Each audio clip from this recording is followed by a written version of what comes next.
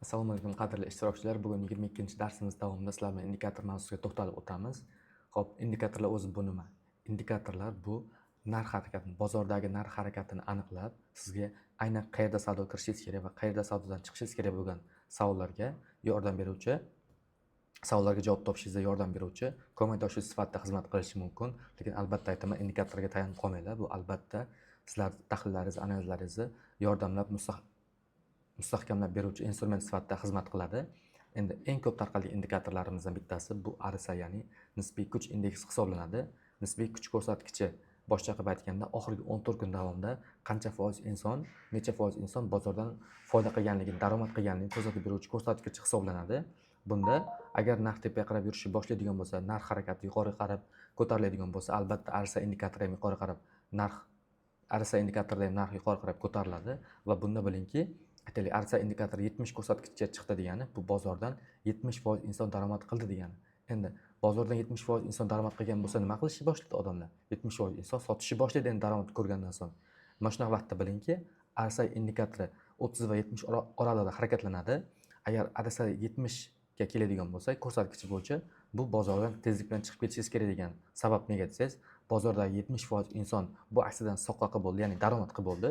Daromad qilgan inson albatta sotib, daromadini qissasiga qo'liga olishni xohlaydi. Shu sababli ham RSI 70 ga keldi yoki 70 dan yuqori qarab ko'tarildimi, bozorda odamlar bu aksiyani sotishni boshlaydi yoki xuddi shuni teskari holati bo'ladi. Agar kimdir mana shu aksiyani sotib olgan bo'lsa va bozorda 100 ta insondan 70 ta zararda o'tirgan bo'lsa, qolgan 30 tagina foydada o'tirgan bo'lsa, bilingki bu bozorda oqib ketgan, bu aksiya narxi tushib ketgan pastga deganligini bildiradi. Va pastga tushib ketgan aksiyani juda ko'pchilik insonlar sotib oladi. Sotib olgandan so'ng ular yuqoriga ko'tarilish bilan sekin-sekin daromadga chiqishni boshlaydi. Mana shu sababli sizlarga aytib o'tmoqchiman. RSI 30 indikatorga yaqinlashgan holatda savdo qilishi va 70 ga yaqinlashgan holatda savdodan chiqib ketishni taklif bergan bo'lardim. Sabab nega desangiz, 30% inson zarar qilgan vaqtda savdo qilish kerak, ya'ni Warren Buffett gapi bor.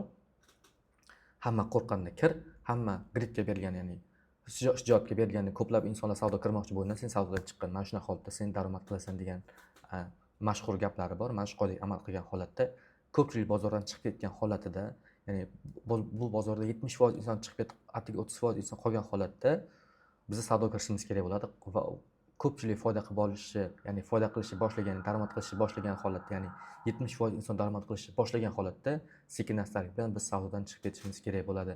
Mana shunaqa holatda biz yaxshi daromad qilishimiz mumkin. Bu RSI indikatori orqali edi. RSI indikatorimizni keyingi ko'rsatkichi bor. Bu RSI divergensiya holati hisoblanadi. RSI divergensiya holati bu nima? Aksiya grafiki va RSI indikator grafik o'rtasidagi tafovutni yuzaga keladigan tushuncha bo'ladi va mana shunaqa holatda bozor mana shu tafovutni, farqni tezlik bilan bartaraf qilishga harakat qiladi. Misol tariqasida tushuntirib o'tmoqchiman.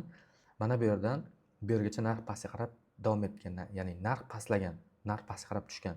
Lekin RSI indikatorda xuddi mana shu joyda ko'radigan bo'lsak, narx bu yerdan bu yergacha RSI indikatorda yuqori qarab ko'tarilgan.